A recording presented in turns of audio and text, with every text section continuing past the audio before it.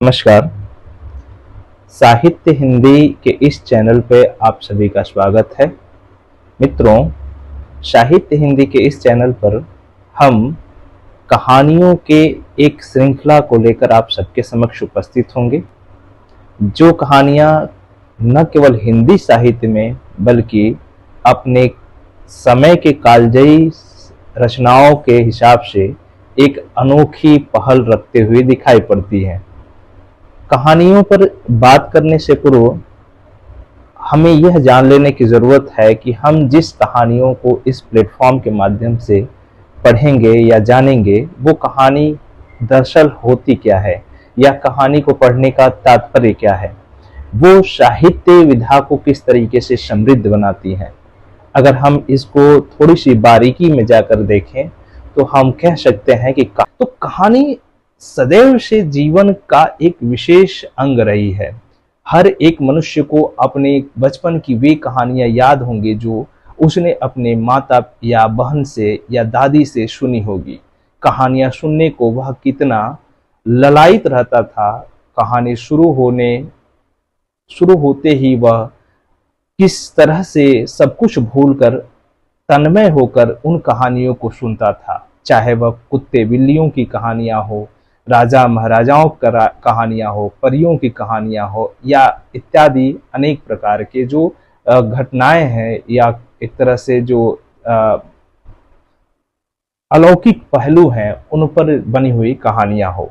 उनको सुनते हुए वह कितना प्रसन्न होता था, इसकी हम कल्पना कर सकते हैं। इसे शायद वह कभी नहीं भूल सकता, चाहे वह बचपन की वो घटनाएं हो या आज वो जिस स्थिति में जी रहा हो उन घटनाओं में। चूंकि जो भी घटनाएं हैं, जो भी कहानी के तत्व हैं, वो प्रकृति से जुड़ी हुई हैं और प्रकृति हमेशा से कुछ नएपन को लिए हुए, कुछ अलौकिक चीजों को लिए हुए दिखाई पड़ती है। प्रकृति ही नया निर्माण करती है, प्रकृति ही एक नई स्वरूप को प्रदान करती है। यही कारण है कि जो साहित्यकार होता है वह प्रकृति से उन सभी तत्वों को उठाता है और इस समाज में प्रस्तुत कर देता है, जो कहीं ना कहीं हम उसे नए रूप में या नए सौंदर्य बोध के रूप में पाते हैं। प्रकृति में जो कला है वह प्रकृति की है, मनुष्य की नहीं। मनुष्य को तो वही कला मोहित करती है जिस पर मनुष्य की आत्मा की छाप होती है, जो गीली मिट्टी की भांति मानव जीवन के सांचे में पड़कर संस्कृत हो जाती है। अर्थात प्रकृति हमें बहुत कुछ देती है, लेकिन प्रकृति से हम उन्हीं बिंदुओं को ग्रहण करते हैं, उन्हीं तत्वों को लेते हैं जो हमारे लिए जरूरी होती है। और प्रकृति सदैव से उन सभी स्वरूपों को प्रकट करने की, उन सभी स्वरूपों को उद्घाटित करने की कोशिश करती रही है जो हमारे जीवन के लिए जरूरी रहा है। यही कारण है कि एक साहित्यकार सामाजिक उन ढांचों को देखते हुए, समाज के उन बिंदुओं को देखते हुए अपनी रचना शैली में, अपनी कला शैली में उन्हीं बिंदुओं को उपस्थित करता है जो प्रकृति के से कहीं ना कहीं मनुष्य के जीवन के लिए सदुपयोगी होती है। साहित्य का इसीलिए कुछ उद्देश्य बन जाता है और वह उद्देश्य यह है कि जिसको पढ़ने के बाद, जिसको अध्ययन करने के बाद जो मनुष्य होते हैं, जो व्यक्ति होते हैं, उनकी कोमल भावनाएं और उनके अंदर के जो मनुष्यता का भाव है वो उद्घाटित हो पाए। अर्थात जिसका अध्ययन करने के उपरांत उनकी कोमल और पवित्र भावनाओं को प्रोत्साहन मिले, उनमें सत्य, निस्वार्थ सेवा, न्याय आदि जैसे देवत्व के अंश को उद्घाटित किया जा सके, उन्हें जगाया जा सके। यह साहित्य का परम उद्देश्य होता है। यही कारण है कि प्रेमचंद एक जगह लिखते हैं कि बुरा से बुरा आदमी भी बिल्कुल बुरा नहीं होता, उसमें कहीं ना कहीं देवता अवश्य छिपा होता है। यह मनोवैज्ञानिक सत्य है। उस देवता को खोलकर दिखा देना सफल कहानी का काम है। यानी किसी भी रचना में इस बिंदु को ख्याल किया जाता है, इस बिंदु का ध्यान रखा जाता है कि कोई भी नायक या खलनायक के रूप में प्रस्तुत वह पात्र चाहे अपने चरित्र से कितना भी नकारात्मक क्यों ना हो, उसके अंदर जो भी अच्छाई है उसको प्रस्तुत करना, जिससे समाज उससे कुछ ग्रहण कर सके, समाज उससे कुछ नया अर्जित कर पाए। इन्हीं बिंदुओं को देखते हुए, इन्हीं बिंदुओं को समझने की कोशिश साहित्य में करने की कोशिश की जाती है। साहित्य के इन्हीं स्वरूपों को ध्यान में रखते हुए, इन्हीं स्वरूपों की आलोचना परलोचना या व्याख्या करने के क्रम में एक आलोचक ने लिखा भी है कि इतिहास में सब कुछ यथार्थ होता है, फिर भी वह असत्य है, और कथा साहित्य में सब कुछ काल्पनिक होता है, फिर भी वह सत्य है। इस कथन का आशय इसके सिवा और क्या हो सकता है कि इतिहास आदि से अंत तक हत्या, संग्राम और धोखा का ही प्रदर्शन है, जो असुंदर है इसीलिए असत्य है। कहने का तात्पर्य यह है कि इतिहास में जिन तथ्यों को प्रस्तुत किया जाता है वह तथ्य पहले बीत चुके होते हैं, और उन तथ्यों का अवलोकन करने के उपरांत, उन तथ्यों को पढ़ने के बाद हम पाते हैं कि हमें कहीं ना कहीं ईर्ष्या, घृणा और कहीं ना कहीं पीड़ा की स्थिति उत्पन्न होती है, क्योंकि वो अत्यंत कष्टदायी होती हैं। उसमें लोभ, कहीं ना कहीं छल, कपट और इस तरह के षड्यंत्रकारी स्वरूपों की स्थिति अत्यंत देखने को, भयावह रूप में देखने को मिलती है। लोभ की क्रूर से क्रूर व्याख्या, अहंकार की नीच से नीच व्याख्या, ईर्ष्या की अधम से अधम व्याख्या जैसी घटनाएं यहां अधिकतर देखने को मिलेंगी। इससे हम सोचने लगते हैं कि क्या मनुष्य इतना अमानवीय हो गया है, जो थोड़े से स्वार्थ के लिए भाई भाई की हत्या कर डालता है, बेटा बाप की हत्या कर डालता है और राजा असंख्य प्रजाओं की हत्या कर डालता है। उसे पढ़कर मन में ग्लानि भी मिलती है और कहीं ना कहीं क्षोभ की स्थिति भी उत्पन्न होती है। यह सत्य है कि उससे आनंद तो बिल्कुल ही नहीं मिलता है, और जो वस्तु आनंद प्रदान नहीं कर पाती या आनंद प्रदान नहीं कर सकती है वह सुंदर नहीं हो सकती है, वह सत्य भी नहीं हो सकती है। जहां आनंद है वही सत्यता होती है। यह बिल्कुल सत्य कथन है, और यह बताने की कोशिश की गई है कि इतिहास अरुचिकर विषय होती है। हम पढ़ते जरूर है, उसमें तथ्यों की एक भरमार जरूर होती है, लेकिन उन तथ्यों के अध्ययन उपरांत हम अपने को कहीं ना कहीं अरुचिकर महसूस करते हैं। हमारे जीवन में उन घटनाओं को पढ़ने के बाद से उबाऊपन का एक तरह से माहौल उत्पन्न हो जाता है, हमें एक तरह से ईर्ष्या उत्पन्न होने लगती है, अपने जीवन से घृणा होने लगती है, और इस मनुष्य के जीवन में इतना अमानवीय स्वरूप उत्पन्न हो सकता है, यह कहीं ना कहीं हमें चिंतित करती है, चिंतनप्रद बनाती है। लेकिन साहित्य पर जब हम बात करते हैं तो साहित्य इन सबसे इतर होती है, इन सबसे अलग होती है। क्यों? कि साहित्य कल्पना की एक वस्तु है, काल्पनिक एक वस्तु है, यानी कल्पना को प्राथमिकता दी जाती है। इसमें सत्य कथनाएं, जो घटनाएं होती हैं सत्य भी होती है, लेकिन उसमें कल्पना का मिश्रण भी होता है, और यही कारण है कि इसका जो प्रधान गुण होता है वो आनंद प्रदान करना होता है, और जहां पर आनंद की प्रधानता होती है वही वो घटना सत्य के करीब होती है। यही कारण है कि साहित्य सत्य को उद्घाटित करता हुआ नजर आता है। तो इस तरह से साहित्य की एक अपनी अलौकिक पहचान, अपनी एक व्यवस्थित स्वरूप देखने को मिलता है। साहित्य एक ऐसा लेखन है जिसमें सभी प्राणियों के हित, भलाई, कल्याण, उपकार व मंगल की भावना देखने को मिलती है।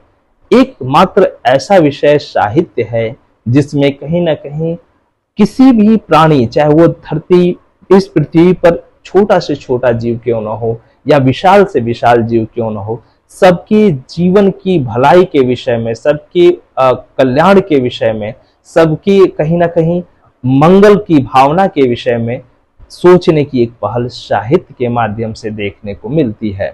अर्थात इस संपूर्ण चराचर सृष्टि में हमें जो कुछ भी होता हुआ या घटित होता हुआ दिखाई पड़ता है, इस होने के बोध के उपरांत हमारे अंदर सात्विक बुद्धि, विवेक, मानवता व भाईचारे का जो विकास होता है, यह बहुत कुछ साहित्य के अध्ययन के उपरांत ही हमारे अंदर प्रस्फुटित हो पाता है। यह सत्य है कि साहित्य ही वह एक विधा है, साहित्य वह एक पहल है जिसके माध्यम से हम एक इंसान के उन सभी गुणों को, इंसान के उन सभी भावों को अर्जित कर पाते हैं जो हमें एक बेहतर इंसान बनाने, जिम्मेदार पुरुष बनाने या एक देश के लिए सच्चा या कर्तव्यनिष्ठ नागरिक बनाने की पहल कर पाते हैं।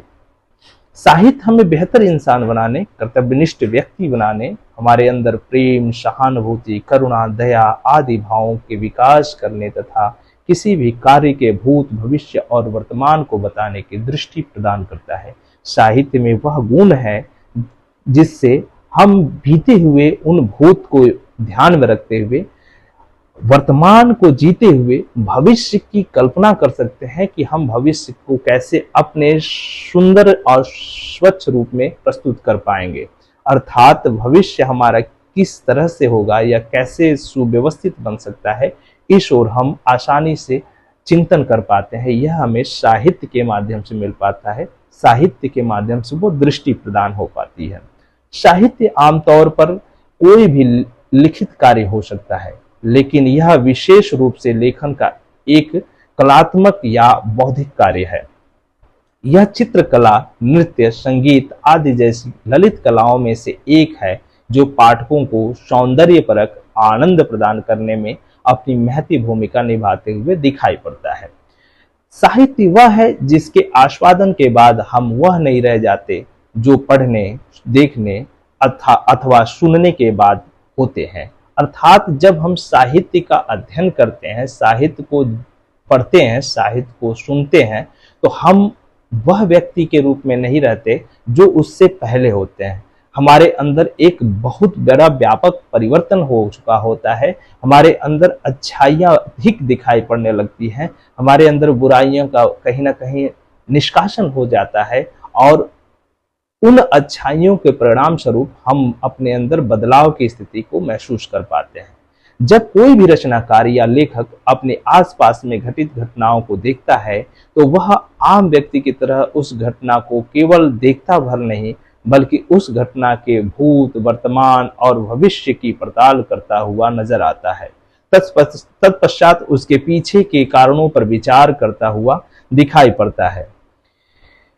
वह आम व्यक्ति की तरह उस घटना को केवल देखता भर नहीं, बल्कि उस घटना के भूत और भविष्य की पड़ताल करता है। तत्पश्चात उसके पीछे के कारणों पर भी विचार करता है। साथ ही उससे आगे होने वाली समस्याओं व चुनौतियों पर अपनी अमानवीय दृष्टि डालते हुए, जो चुनौतियां होती है उस पर अनुभवी पूर्ण दृष्टि डालते हुए आगाह करने की कोशिश करता है। इसी उद्देश्य से वह लेखन की विविध शैलियों के माध्यम से अपने उस तत्कालिक विचारों को रखता है जो जनमानस के लिए ग्राह्य बन जाती हैं।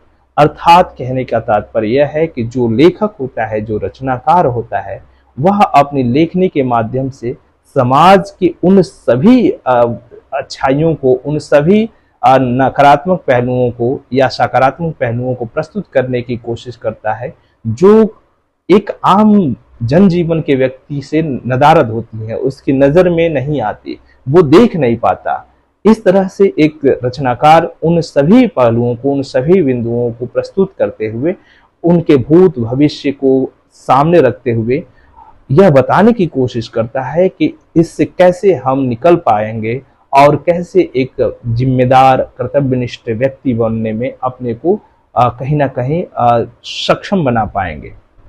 साहित्य समाज से स्रोत लेता है और उसकी वानगी वह अपनी रचनाओं के माध्यम से करता है। कई बार साहित्य समाज के उन अंधेरे परतों की भी शिनाख्त करते हुए नजर आता है जिन्हें जनता अपनी आंखों से देख नहीं पाती। इसीलिए साहित्यकार का एक बड़ा उद्देश्य यह भी हो जाता है कि वह अपने समय के उन दबे हुए सच को भी सबके समक्ष प्रस्तुत करे, जिसे समाज या सामाजिक तत्वों द्वारा छुपाने की कोशिश की जाती रही है। अर्थात यह साहित्य की जिम्मेदारी हो जाती है कि उन सभी बिंदुओं को जो समाज के लिए कहीं ना कहीं दुरूह हैं, जो सामाजिक नजर से देख पाना, जिसका अवलोकन कर पाना मुश्किल है, जिसको हम इन नंगी आंखों से नहीं देख पाते, उनको वह सामने रखे, उनको वह समाज के उन लोगों तक पहुंचाने की कोशिश करे और दिखाए कि इससे कितना हानि है और कितना लाभ है, इसके सकारात्मक पहलू क्या है और नकारात्मक पहलू क्या है। तो इस तरीके की जब पहल रचनाकार अपनी रचनाओं के माध्यम से करता है तो वह साहित्यिक रूप के उन सभी उद्देश्यों को पूर्ण कर रहा होता है जो साहित्य के अंतर्गत विद्यमान है। साहित्य का जुड़ाव समाज या समाज में रहने वाले व्यक्तियों से है, इसीलिए इसे समाज का दर्पण कहा जाता है। समाज का दर्पण कहने का तात्पर्य यह है कि जिस तरीके से हम दर्पण अर्थात शीशे के समक्ष अपने को प्रस्तुत करते हैं तो शीशा हमारे उन सभी प्रतिबिंब को उसी रूप में प्रस्तुत करता है जैसे हम होते हैं। ठीक साहित्य भी वही कार्य करता है, जैसे समाज में उसे घटनाएं घटित होते हुए दिखाई पड़ती हैं, जिस रूप में वह देखती है या जिस रूप में प्रस्तुत होती है उसे उसी रूप में वह सबके समक्ष प्रस्तुत कर देती है। यही इसकी एक कलात्मक पहलू है और लेखक की एक अपनी मूल्यांकन दृष्टि या एक चिंतन परक दृष्टि है जो उसे इस रूप में निर्मित करने या इस रूप में प्रस्तुत करने की पहल करवाते हुए नजर आती है। साहित्य का संबंध मनुष्य के हृदय से होता है। यही कारण है कि आचार्य रामचंद्र शुक्ल ने अपने इतिहास ग्रंथ में इसका वर्णन करते हुए लिखा है कि साहित्य जनता की चित्त वृत्तियों का संचित प्रतिबिंब होते हैं। यानी जो साहित्य है वह मनुष्य के हृदय में विराजमान जो भी पहलू हैं, चाहे वो सकारात्मक है चाहे वो नकारात्मक है, उन्हीं का कहीं ना कहीं प्रस्फुटन या कहीं ना कहीं प्रतिबिंबन ही साहित्य में देखने को मिलता है। यानी जो वह अपने संस्कार रूप में अर्जन कर पाया है, जो वह अपने अंदर कहीं ना कहीं बटोर पाया है, जो संस्कार के रूप में बचपन से लेकर और अपने प्रौढ़ावस्था के जीवन में वह अपने परिवार से, अपने लोगों से जो कुछ अर्जित कर पाया है और उसे व्यवहार रूप में जिस तरीके से प्रस्तुत करता हुआ नजर आता है, उसी का कहीं ना कहीं प्रस्फुटन जब वह अपने आसपास के लोगों के समक्ष करता है तो यह प्रस्फुटन ही, यह उसका व्यवहारिक जो पहलू है, इसी का स्वरूप हम साहित्य में होते हुए या घटते हुए देख पाते हैं। यही तो कहानी और कला की एक अपनी अनोखी स्वरूप शैली है जो हम साहित्यकार के रूप में या साहित्य के रूप में देखने की कोशिश करते हैं। साहित्य मनुष्य के हृदय का परिष्कार करता है और उसे संवेदनशील बनाने की कोशिश करती है। साहित्य मनुष्य के अंदर प्रेम, सद्भाव, करुणा, स्नेह, उदारता, भाईचारा आदि जैसे गुणों के विकास करने में मदद करती है। यानी साहित्य में वो सभी गुण हैं, वो सभी रूप है जिससे मनुष्य को मनुष्य बनाने, मनुष्य को इंसान के रूप में प्रस्तुत करने की पहल की जा सके। तो इस तरीके से साहित्य की एक बड़ी वानगी, बड़ी एक भावभूमि हम देख पाते हैं और समझ पाते हैं। बात जब हम कहानी पर करते हैं तो कहानी विधा के माध्यम से रचनाकार इन्हीं सभी बिंदुओं को प्रस्तुत करने की कोशिश करता है। वो दिखाने की कोशिश करता है कि किस तरीके से जिस समाज में हम रहते हैं, जिस समाज की हम कल्पना करते हैं, जिस समाज को एक विस्तृत रूप दिया जाता है, जिसके अंतर्गत हम अपने आप को पाते हैं, उस समाज में जो अच्छाइयाँ हैं वो किस रूप में दिखाई पड़ती हैं और बुराइयां किस रूप में दिखाई पड़ती हैं। तो इन सभी पहलुओं को एक रचनाकार अपनी कहानी कला के माध्यम से या कथा के माध्यम से, चाहे वो उपन्यासिक रूप हो, चाहे वो निबंध का रूप हो, जितनी विधाएं हैं साहित्य के, उनके माध्यम से रखने की कोशिश करता है। चूंकि हम इस चैनल के माध्यम से कहानियों की कुछ श्रेणियों को लेकर उपस्थित होंगे, कुछ कहानी जो बेहतरीन कहानियां हैं उनको लेकर आप सबके समक्ष उपस्थित होंगे और एक एक कहानी पर कुछ बिंदुओं के माध्यम से बातचीत करते हुए समझने की भी कोशिश करेंगे कि रचनाकार का उद्देश्य क्या है या रचनाकार किन बिंदुओं को सामने रखने की पहल करता हुआ नजर आता है। तो आज के लिए इतना ही। हमें उम्मीद है कि आपको ये पहल जो इस चैनल के माध्यम से मेरे द्वारा प्रस्तुत की जा रही है वो निश्चित तौर पर पसंद आएगी। यदि आप सब इस चैनल पे नए जुड़ रहे हैं तो इसे शेयर और लाइक करना न भूलें, ताकि ये अन्य जो भी ज़रूरतमंद लोग हैं, जो भी मित्र दोस्त हैं, उन तक यह वीडियो आसानी से पहुंच पाए और उनको भी इसका लाभ मिल पाए। तो मिलेंगे अगले सेशन में एक नए कहानी के साथ, और उस पे हम बातचीत करते हुए पुनः नए रूपों में समझने की कोशिश करेंगे। तब तक के लिए विदा कर दीजिए और एक उम्मीद के साथ आपसे अगले क्लास में मिलेंगे। धन्यवाद।